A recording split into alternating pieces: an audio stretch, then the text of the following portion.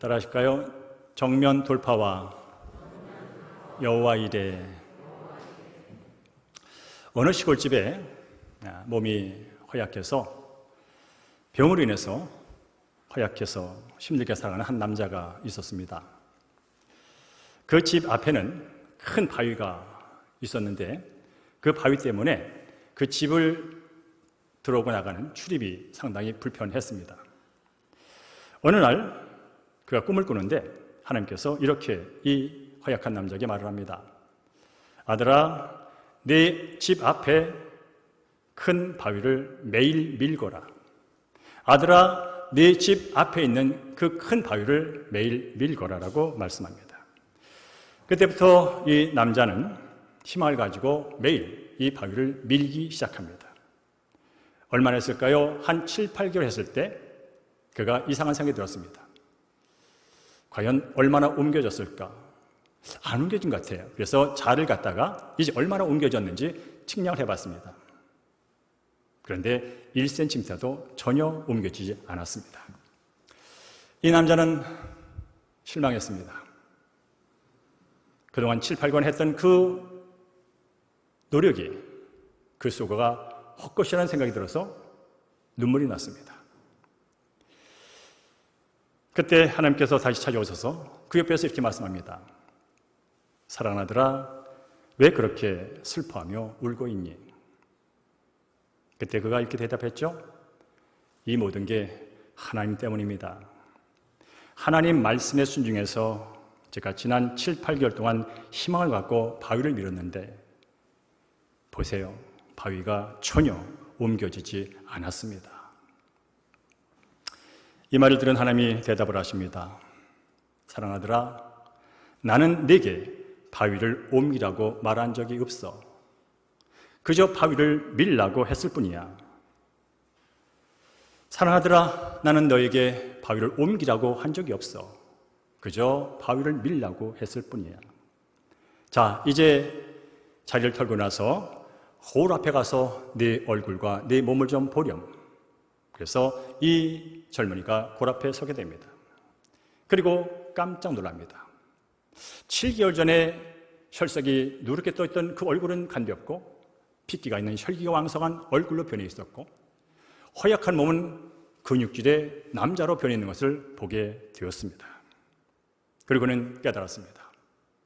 하나님의 계획은, 하나님이 이 바위를 밀라고 한 계획은 이 바위를 위치를 옮기라고 한 것이 아니라 바로 나를 변화시키려고 하신 거였구나를 깨닫게 됐다는 것이죠.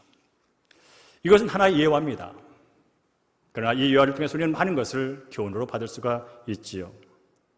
만약에 이 허약한 청년이 얘야, 사랑하는 애야, 네 집 앞에 있는 그 큰 바위 있잖아, 불편하지? 그러니까 밀어 라고 말했을 때 오 하나님, 제 지금 몸 상태를 모르세요.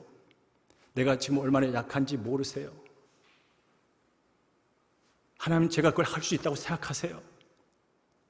아니, 왜 나한테 지금 나는 몸이 아파서 힘들어 죽겠는데 왜 그런 것까지 시키세요?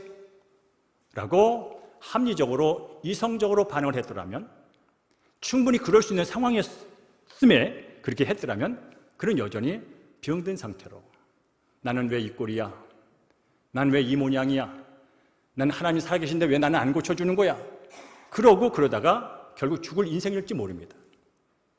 그러나 그가 하나님의 말씀, 그가 그 말씀을 어떻게 이해했든 간에 그 말씀에 순종하여 밀고 밀었을 때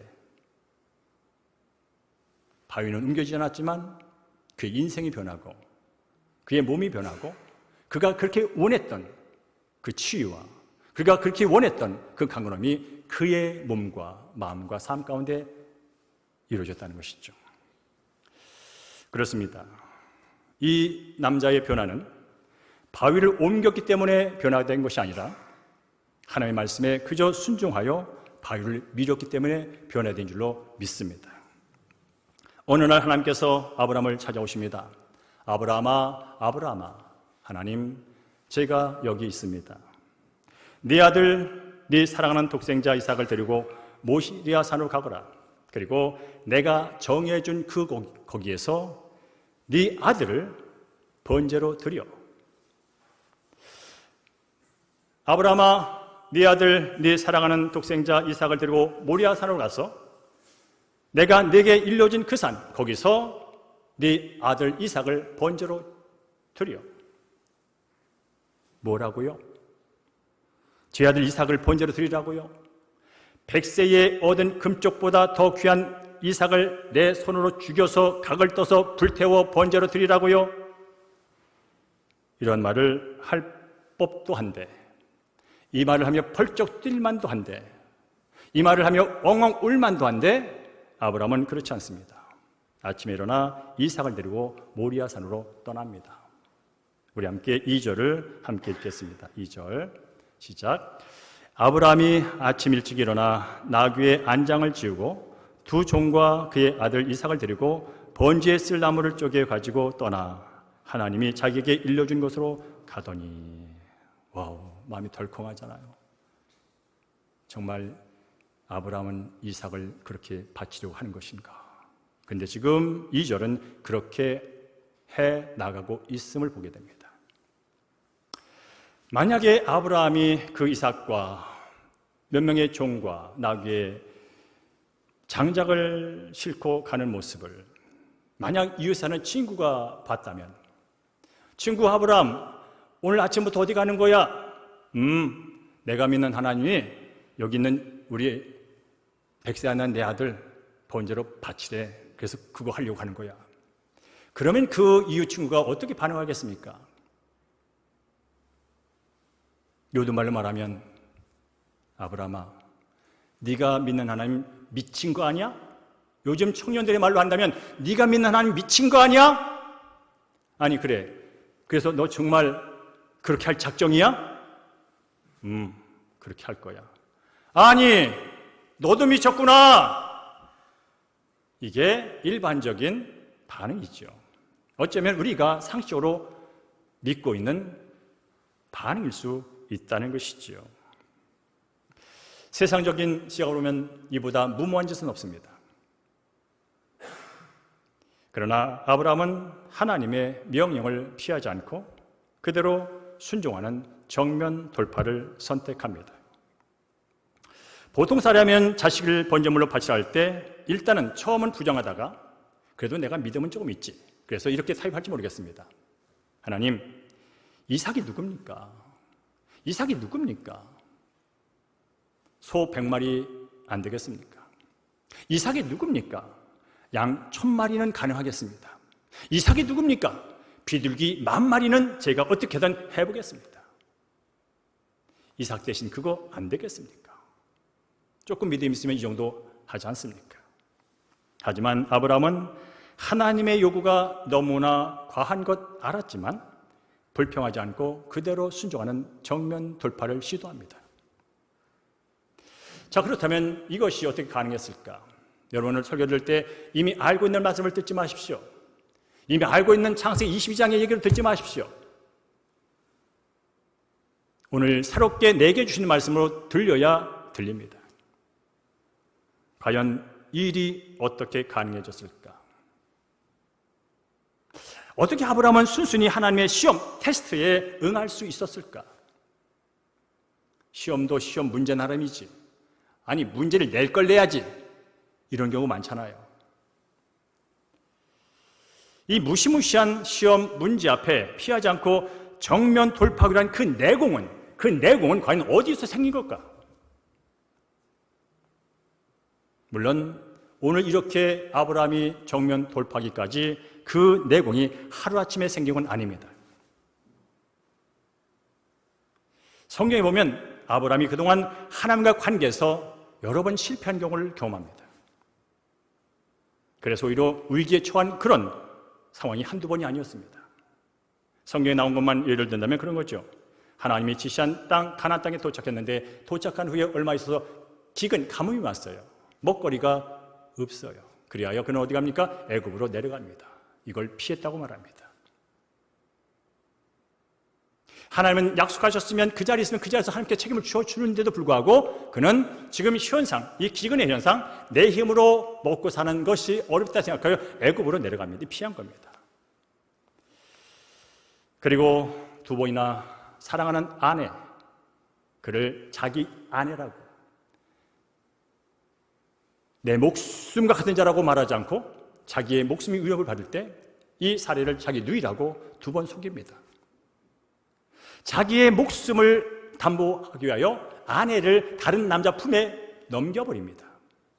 평생 이 아내와 헤어져 살 그런 상황을 두 번이나 왔습니다. 왜일까요? 피한 겁니다. 내 아내 내가 책임져 정면 돌파하지 못하고 피했습니다. 하나님께서는 아브라함에게 약속을 하셨습니다. 너로 말미암아 바닷가의 모래알처럼 하늘의 별처럼 수많은 자손이 있을 것이다. 그리고 그 첫 아들 주겠다고 약속했건만 10년이 지나고 수년이 지나도 아들 소식이 없습니다. 그래서 그는 이런 말을 합니다. 하나님, 저희 집안에 신실한 종이 있죠? 엘리에셀.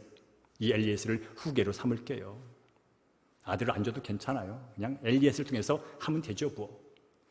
아니야. 그래도 또 기다려봤어요. 근데 여전히 20년이 지나도 애가 안 생겨. 그러니까 뭐합니까? 그 전에 하갈 여종을 취하잖아요. 여종을 통해서 자손을 이어가겠다고 이스마엘을 낳습니다. 이게 바로 신실하신 하나님의 말씀을 피해가면서 자기 생각대로 한 거예요. 이처럼 아브라함은 상황과 조건과 뭘 만날 때마다 하나님을 전적으로 믿는 믿음을 갖고 정면 돌파하기보다는 자기 생각대로 환경을 이유 삼아 피하는 일을 합니다. 그런데 오늘 본문은 그런 자가, 그런 사람이 그 금쪽보다 귀한 아들을 하나님께 드린답니다. 어떻게 이런 일이 가능할까요? 분명 오늘 이런 정면 돌파는 하루아침에 생기지 않았습니다. 그는 실패 가운데 이런 내공을 갖게 됐습니다. 그게 뭐냐면 자신은 자신의 생각으로 하나님을 피하며 하나님의 방법대로 곁길로 가고 있음에도 불구하고 하나님이 아브라함과 약속하신 그 하나님은 끝까지 가나안을 피해서 애굽에 가고 애굽에서 아내가 이뻐서 자기 목숨이 위험받을까 봐 그를 누이라고 속임에도 불구하고 그가 있던 자리에서 떠날 때는 하나님 약속하신 소가 늘어나고 양이 늘어나고 부가 늘어나는, 그리고 여러 가지 위험 속에서 자기가 보호받는 것을 경험하게 됩니다. 와, 나는 하나님의 말씀대로 순종하지 않게 사는데도 불구하고 하나님은 너를 통하여 내가 복을 주겠다고 하는 그것을 착실하게 진행해 나가는 걸 경험하게 됩니다. 나는 실패하지만 여전히 나를 붙들고 있고, 나는 실패하지만 여전히 나를 보호하시고, 나는 실패하지만 나는 피하지만 여전히 그 약속한 부를 축적시켜주는 하나님을 경험하게 됩니다. 뭘 통해서? 피하고 실패하는 과정 속에서 나는 실패하지만 그 실패 가운데 나를 사랑하시고 끝까지 붙드시는 그 하나님을 경험하게 됩니다. 그러면서 깨닫게 되죠. 나는 실패할 수, 나는 피하도 하나님 결코 나를 피하지 않고 나를 포기하지 않고 내게 그분께서 하신 그 약속을 지키는 하나님이구나. 그분의 신실성을 믿어가기 시작합니다. 그러면서 그는 오늘 같은 정면 돌파의 내공이 쌓이게 된 것입니다. 믿음은 하루아침에 되지 않습니다. 물론 구원 얻는 믿음은 하나님의 은혜로 받지만 우리가 하나님의 말씀에 전적으로 순종하며 가는 것은 이런 실패와 과정 속에서 다져지는 것입니다. 혹시나 성도님, 오늘 어떤 문제를 갖고 왔는데 그것이 지난주에 내가 잘못 대처해가지고 어떤 상심, 어떤 큰 문제가 야기될까 봐 두려운 마음이 있거들나 일단 그 두려움을 내려놓으시고 그럼에도 불구하고 나를 사랑하시는, 그럼에도 불구하고 나를 위로하시는, 그럼에도 불구하고 그분의 것으로 내 문제를 해결하려고 도와주시는 신실하신 하나님을 바라보는 여러분 되기를 주님으로 축복합니다. 그리고 혹시 넘어졌을지라도, 넘어진 것 때문에 마음이 아프고 넘어진 것 때문에 무릎이 깨졌을지라도, 그러나 인생의 신앙의 무릎은 단단해진 줄로 믿습니다. 이 정면 독발 사건에 대해서 신약의 히브리서 기자는 이렇게 해석을 합니다. 우리 함께 히브리서 11장 17절 19절 말씀을 함께 했습니다. 시작. 아브라함은 시험을 받을 때에 믿음으로 이삭을 드렸으니 그는 약속을 받은 자로 돼 외아들을 드렸느니라. 그가 하나님이 능히 이삭을 죽은 자 가운데서 다시 살리실 줄을 생각한지다 라고 말을 합니다. 히브리서 기자는 창세기 22장을 읽으면서 이걸 묵상하면서 성령을 통하여 이런 인사이트를 받는데, 그가 테스트, 시험을 받은 것은 그 받을 때에 믿음으로 행했다고 말합니다. 이삭을 드리라고 하는 그 상황 앞에서 그는 믿음으로 반응을 했다고 말합니다. 여러분, 우리는 이미 아브라함에 대해서 알고 있기 때문에 아브라함이니까 그렇게 했지라고 말할 수 있지만, 여러분, 아버지라는 입장에서 볼 때 내가 믿는 하나님도 중요하지만 아버지라는 입장에서 볼 때 이삭을 내가 믿는 하나님께 바치라는 말을 들을 때 마음이 흔들리지 않을 아버지가 어디 있겠습니까? 믿음의 조상이니까 그게 가는 게 아니고, 믿음의 조상일지라도 내 아들이 그런 자리에 가게 되고 내가 내 손을 직접 하게 된다면 흔들리지 않을 마음을 가진 아버지가 어디 있겠습니까? 분명 그도 흔들렸을 것입니다. 어쩌면 그 마음속에 원망, 타협의 어떤 순간을 갖고 싶었을 것입니다. 하지만 아브라함은 하나님의 그 시험, 테스트 앞에서 묵묵히 시험을 치러갑니다. 어디까지요? 하나님이 지정한 모리아 산까지 올라갔고, 이제 제단을 만들고 그 아들을 결박하여 꽁꽁 묶어서 그 장닭더미 위에 올려놓습니다. 그리고 그가 들고 왔던 칼, 그것을 오른손으로 잡아 높이 쳐듭니다. 왜요? 오늘의 성경에 보면 아들을 잡으려고. 잡는다는 표현은 동물에게 쓰는 거예요. 그래서 희생제물 양 잡고 소 잡고 그 개념으로 이해하시면 돼요. 지금 자기가 사랑하는 독생자, 백세여던 그 아들, 세상에 그 어느 것보다 귀한 그 아들 내 손으로 죽이기 위하여 칼을 듭니다. 그리고 내리치려고 합니다. 그때 성경은 말합니다. 여호와의 사자가 아브라함, 아브라함 하고 부릅니다. 그리고 12절에 이렇게 말을 하죠. 우리 함께 12절을 읽겠습니다. 시작. 그 아이가 네 손을 대지 마라. 그에게 아무 일도 하지 마라. 네가 네 아들 네 독자까지도 내게 아끼지 아니하였으니 내가 이제야 네가 하나님을 경외한 줄 알았다라고 말합니다. 와, 그렇구나. 하나님께서는 처음부터 이삭을 받을 생각으로 한 게 아니구나. 아브라함의 신앙, 그것을 다시 한번 확인하려고 한 거라는 것을 이 본문을 통해서 확인받습니다. 그게 뭐냐면 네가 하나님을 경외하는 줄을 알았다고 말합니다. 네가 정말 나를 경외하는지를 확인하고 싶었다는 것입니다. 이걸 테스트하고 말합니다. 그러면 이 하나님을 경외하는 데 있어서 여러 가지 테스트할 문제, 상황들이 많아요. 돈을 얼마나 바치는지, 얼마나 봉사하는지, 얼마나 자선을 베푸는지, 그런 걸 통해서도 얼마나 율법을 지키는지, 그걸 통해서도 하나님을 경외하는지를 확인할 수 있었어요. 그런데 굳이 그 귀한 아들을 드림으로 인해서 확인코자 한 목적이 뭘까?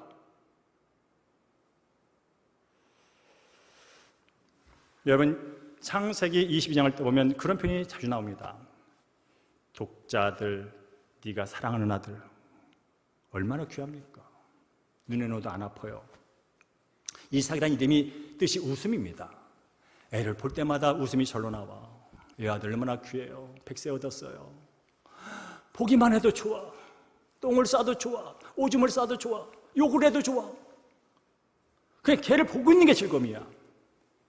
그러는 순간, 어느 순간 하나님을 예배하면서 보는, 느끼는 즐거움보다 이 외아들 독자를 보면서 누리는 즐거움이 더 커졌어.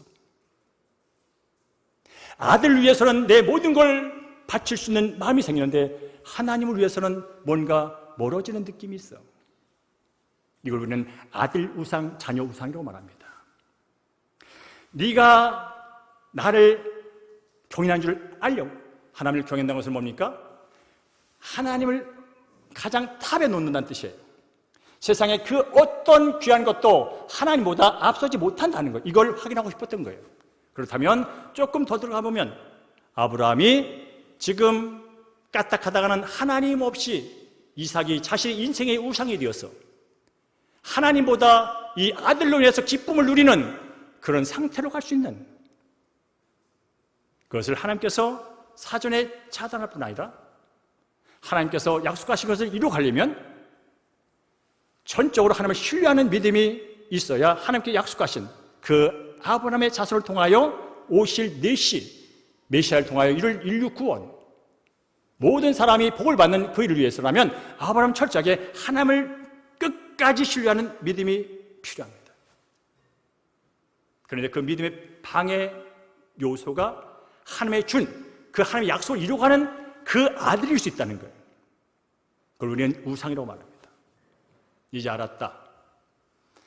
독생자, 네가 사랑하는 자, 세상 하나 없는 자, 눈에 넣어도 아프지 않은 자, 이삭보다 네가 나를 더 생각하는구나. 어떻게 할 수 있을까요? 하나님이 우선이니까 이삭을 줄 수 있는 거예요. 하나님보다 이삭이 더 크다면 못 줘요. 이걸 통해서 뭡니까? 그래, 네가 세상에서 가장 귀하다고 여기는 것을 내게 바칠 수 있으니 라고 확인을 한 거예요. 그렇습니다.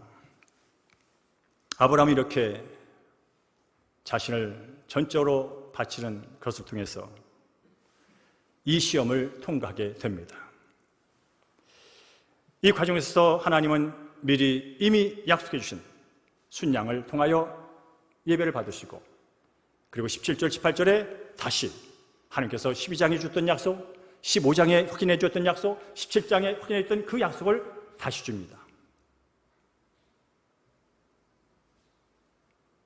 내가 네게 큰 복을 주고 네 씨가 크게 번성하여 하늘의 별과 같고 바닷가의 모래와 같게 하리니 네 씨가 그 대적의 성문을 차지할 것이다. 또 네 씨로 말미암아 천하 만민이 복을 받을 것이다 라고 확증을 해줍니다. 여기서 말하는 네 씨는 사도 바울의 해석에 따르면 갈라디아서 3장 16절, 이 네 씨는 복수가 아니다, 바로 오실 메시아, 모든 인류의 구원을 통하여 모든 사람이 하나님에서 복받게 하는 그 씨, 바로 네 씨로 말미암아 천하 만민이 복을 받아. 천하 만민이 받을 수 있는 복은 어떤 사람을 통해 이루어지지 않습니다. 바로 아담의, 아브라함의, 다윗의 혈통으로 하는 예수 그리스도, 그를 통하여 일어날 그 복을 다시 한번 확증해 줍니다. 네가 네 눈에 보이는 가장 귀하다고 여기는 것을 내게 바칠 수 있는 그 믿음, 그 신앙, 그것을 다시 확인하고 그 복을 확증시켜 줍니다. 그래서 히브리서 기자는 바로 이것을 믿음의 행위로 해석을 한 겁니다. 여러분, 하나님을 내 이삭보다 더 믿지 못하면, 하나님을 내 이삭보다 더 즐거워하지 못하면, 하나님을 이삭보다 더 기뻐하지 못하면 우리 못합니다. 절대로 못합니다. 그것은 바로 믿음이라는 걸 통해서 우리는 하나님을 세상의 그 어떤 것보다 우선시하고 경외할 수 있는 대상으로 보는 것.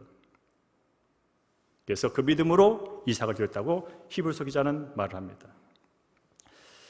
그러면서 오늘 11절 기자는 이렇게 말합니다. 그가 하나님이 능히 이삭을 죽은 자 가운데서 다시 살리실 줄을 생각했다고 말합니다. 히브리서 기자는 이 아브라함이 있던 시대로 수천 년 후의 사람입니다. 그런데 아브라함의 생각을 어떻게 할까요? 아브라함이 그렇게 생각했는데 어떻게 하냐고, 지가.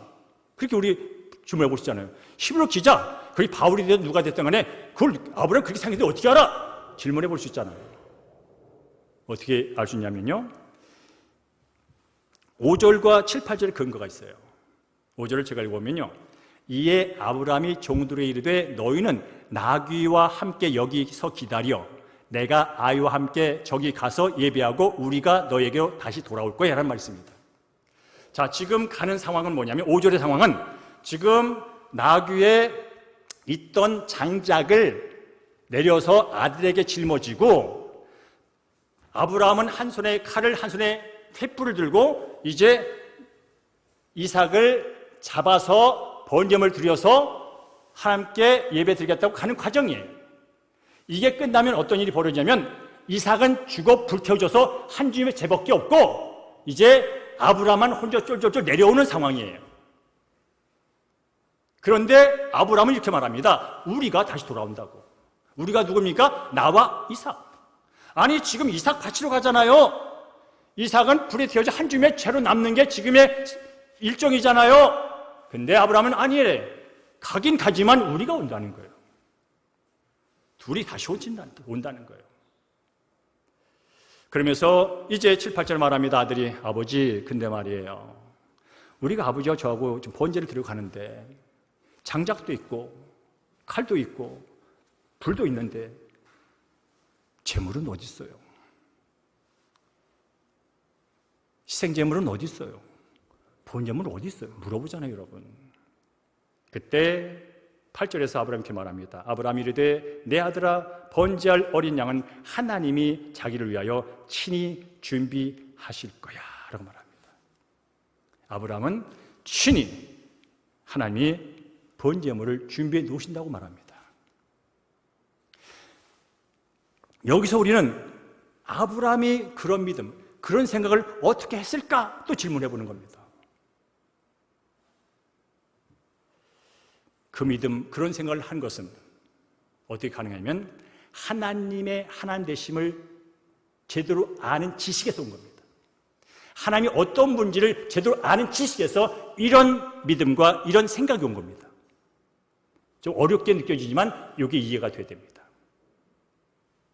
지금 이렇게 정면 돌파, 세상으로 무모한 짓을 하는 이유는 하나님이 어떤 분인지를 아는 지식이 있기 때문에 그것이 믿음으로 화해됐고 그것을 신령으로 옮겨지는 거예요. 그는 실패를 통해서 하나님이 어떤 분인지 알았습니다. 내가 넘어지고 쓰러져도 그분이 스스로 하신 약속을 스스로 지키시는 그 하나님. 그리고 지금 이 아들을 바치자는 이것이 어떤 나를 골탕 먹이려고 내게 또 다른 고난을 주려고 어떤 유혹으로 온 것이 아니라 이걸 통해서 다시 나의 믿음을 확인하고 이걸 통해서 나의 뭔가를 또 다른 하나의 업그레이드 되는 어떤 과정이라는 것을 그는 알았어요. 어떻게 하나님과 지속된 경험과 관계 속에서 그분이 어떤 분인지를 아는 걸 통해서 그는 알았어요. 그래서 여러분께서 문제를 만날 때 이걸 잘 보셔야 돼요.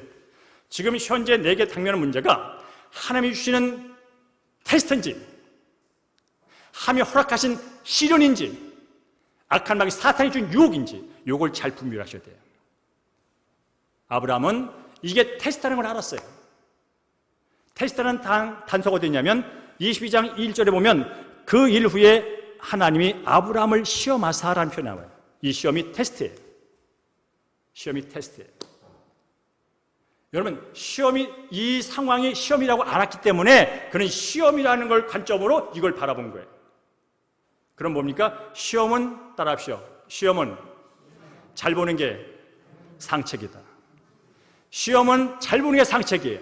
시험을 피해버리면 빵점이에요. 그 다음 단계를 못 넘어가요.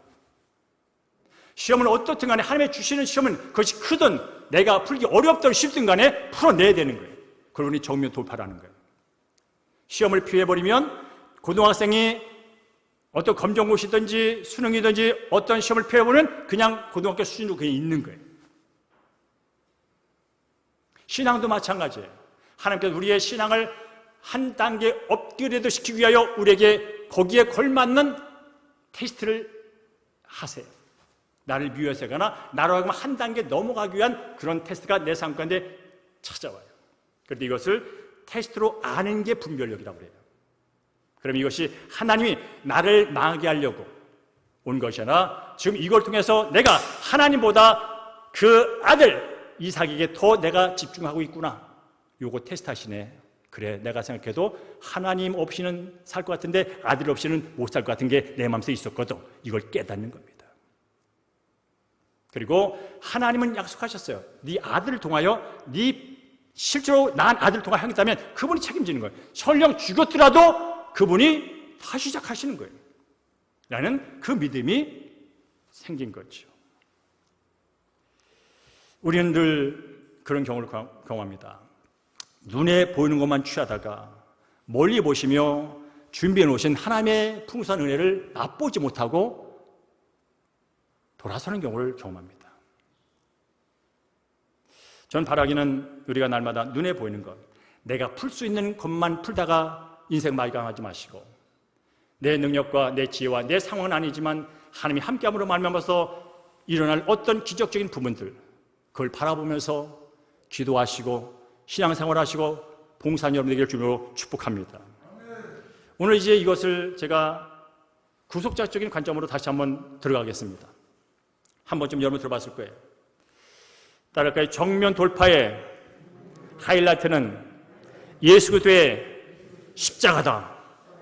자, 우리 히브리서 12장 2절 말씀이 있습니다. 히브리서 10장 2절 시작. 믿음의 주요 온전하게 하신 이는 예수를 바라보자. 그는 그 앞에 있는 기쁨을 위하여 십자가를 참으사 부끄러움을 개의치 아니하시고 하나님의 보좌 우편에 앉으셨느니라 라는 말씀이 있습니다.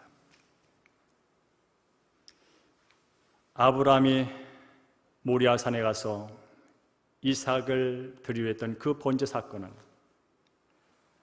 바로 앞으로 인류 구원을 위해서 오실 예수 그리스도의 죽음과 부활을 미리 보여주는 신학적으로 그림자 예표라고 말을 합니다. 예수님이 오시기 전에 수천 년에 있었던 그 모리아산에서 사건은 바로 예수님께서 이 땅에 오셔서 희생 제물이 되셔서 죽는 그 사건을 미리 그림으로 보여준 거라고 성경은 말합니다. 바로 그 모리아산이 골고다 언덕 있는 산입니다. 아브라함에게 순양을 준비해 줬던 하나님께서는 지금 이 시점에서 2000년 전에 예수 그리스도를 이 땅에 보내셔서 그분이 누구냐면 독생자, 하나님의 독생자, 그를 이 땅에 보내셔서 화목제물로 삼으셨습니다. 양이나 소의 제물로는 이 아담 위에 주님 오실 때까지 모든 인류의 죄를 다 해결할 수 없어서, 완벽하게 해결할 수 없어서 하나님이 친히 인간의 몸을 이끌고 그의 독생자 아들 이 땅에 보내셔서 궁극적으로 이 세상에 죄를 해결할 그 희생제물을 드리셨습니다. 그때 희생제물로 오신 예수님은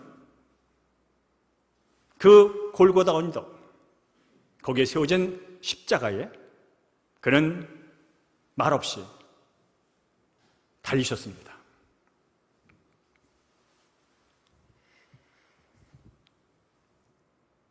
더 우리가 생각해 볼 것은 아브라함이 칼을 들어서 이삭을 죽이려 할 때 아브라함아 하면서 손을 잡아 멈추게 했던 그 하나님이 사람들에 의하여 질질 끌려가며 침뱉음을 당하며 십자가에 달려 두 손에 못이 박히며 두 발에 못이 박히며 허리에 창이 찔려 피가 줄줄 흐름에도 불구하고 그 병사들의 손을 붙잡지 않았다는 것입니다.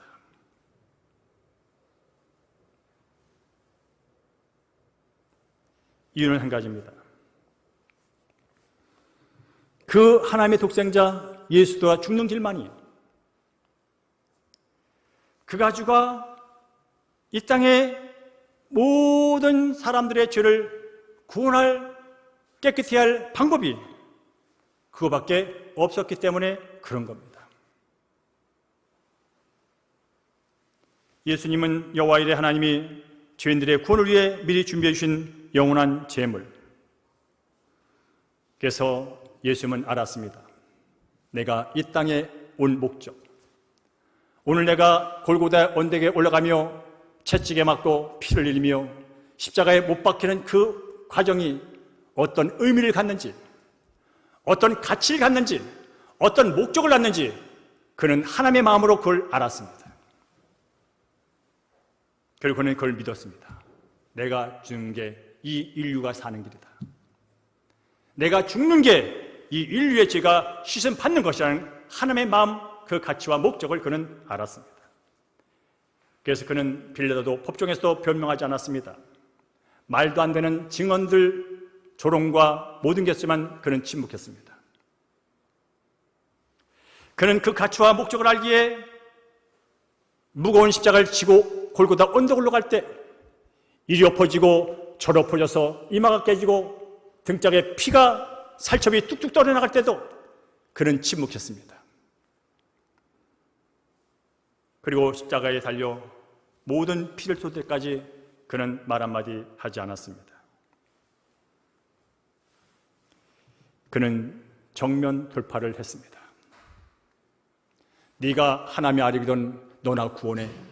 저라면 내려옵니다. 기분 나빠서. 네가 하나님의 아들이면 너나 구원해. 지금 무슨 잘못 있는 거야? 라는 말을 들었다면 저는 내려옵니다. 그러나 그런 말을 들어도 예수님은 끝까지 정면 돌파합니다. 뭐 죽는 거, 죽음의 길을 그냥 갑니다. 그것이 하나님께서 예수를 보낸 목적. 그리고 예수님은 하나님이 어떤 분인지를 정확히 아셨고 지금 가는 길이 어떤 가치를 갖는지를 알았기 때문에 그렇습니다. 사랑하는 성도님, 오늘 예배를 드리고 있습니다. 성도님, 오늘 예배를 드리는 근본 동기가 뭡니까? 오늘 예배가 드려지는 근본 동기가 뭡니까? 여러분이 드리는 예배를 드리는 그 예배의 대상은 도대체 누굽니까? 하나님은 어떤 분입니까?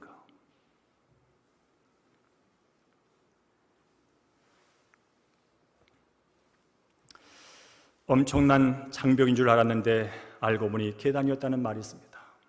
저는 이 글귀를 본 다음에 많은 생각을 했습니다. 엄청난 장벽인 줄 알았는데 알고 보니 계단이었다. 그렇죠. 우린 살면서 엄청난 장벽을 만납니다.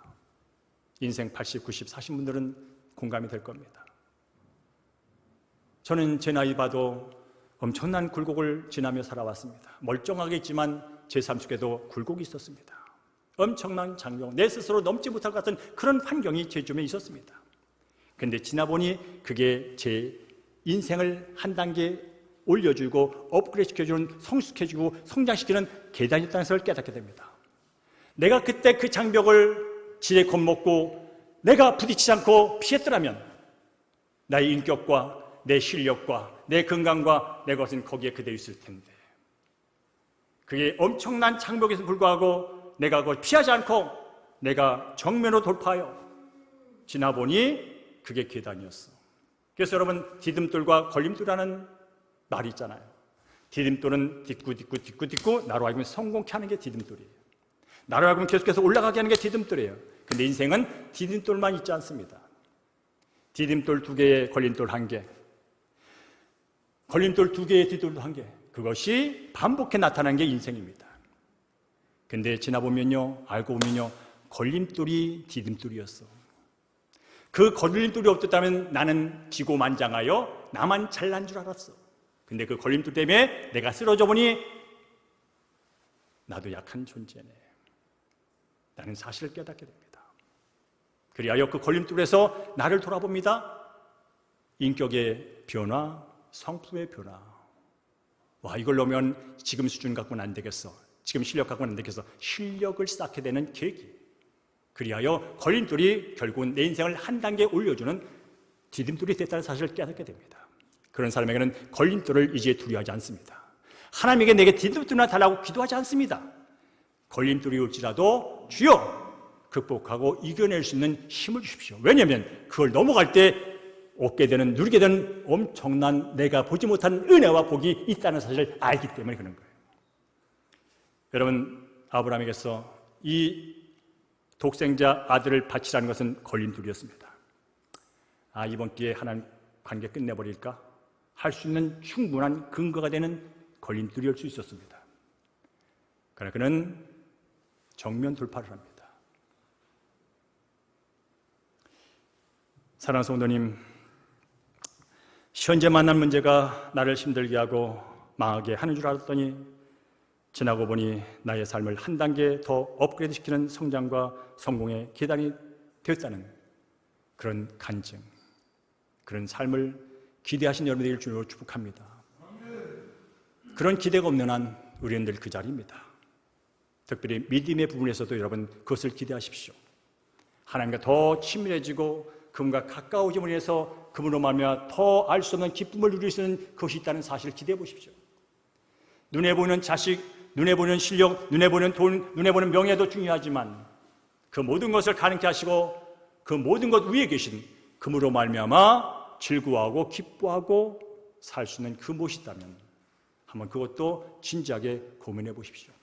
그런데 그분을 즐거워하는 데 있어서는 늘 좋은 일만을 통해서 그분을 즐겨할 수는 없습니다. 그러다 보면 내가 우상돼 버리고 그분이 사라져 버릴 수 있습니다. 그리하여 고난과 어려움이 있을 때 그렇게 생각하십시오. 와우, 이번 문제 나 또 뭔가 빼내려고, 나 다듬으려고, 나 성숙시키려고, 나 더 나아게 해주려고 그렇게 주신 거구나 라고 생각하세요. 그리고 나서 기도하는 거예요. 그래서 이 정면 돌파를 어떻게 하는지는 다음 주부터 세 목적으로 다시 한번 들어가겠습니다. 어떻든 다음 한 주간도 여러분 지금 만난 문제 때문에 기죽어 있지 마시고 이게 끝이다 생각하지 마시고 이걸 통하여 더 나은 것을 기대하시면서 주님과 함께 승리하는 한 주간 되기를 주의 이름으로 간절히 축원합니다.